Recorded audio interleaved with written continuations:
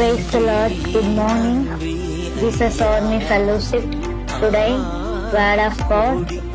செப்பனியா 3:20 பூமியில் உள்ள சகல ஜனங்களுக்குள்ளும் நான் உங்களை கீர்த்தியும் புகழ்ச்சியுமாக வைப்பேன் என்று கர்த்தர் சொல்கிறார்.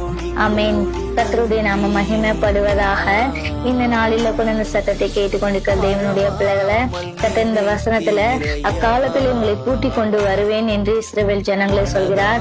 அதே போல கர்த்தர் ஜனங்களை மீட்டெடுத்து கூட்டி வந்து அவரை மகா வறட்சியான காலங்களில அவர் திருப்தியாக்கி நடத்தினார். அது மட்டும் இல்லாம எப்படி சொன்னாரோ நீ கீர்த்தியும் புகழ்ச்சியுமாக வைப்பேன் என்று சொன்னாரோ அதே போல அவங்களை கீர்த்தியும் புகழ்ச்சியுமாக கர்த்தர் வைத்தார்.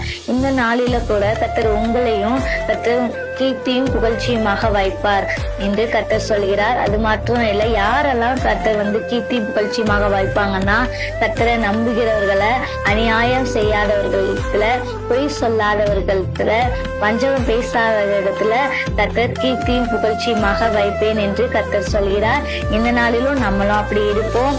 இந்த நாளில கூட கர்த்தர் உங்களை கீர்த்தியும் புகழ்ச்சியுமாக வைத்து இந்த நாளில் உங்களை ஆசீர்வதிக்க போகிறார். கர்த்தருடைய வார்த்தைக்கு கீழ்ப்படிந்து அவருடைய வழியில நடக்கும் போது கர்த்தர் நம்மளையும் கீர்த்தியும் புகழ்ச்சியுமாக வைப்பார். கர்த்தர் இந்த வார்த்தை கொண்டு உங்களை ஆசீர்வதிப்பாராக.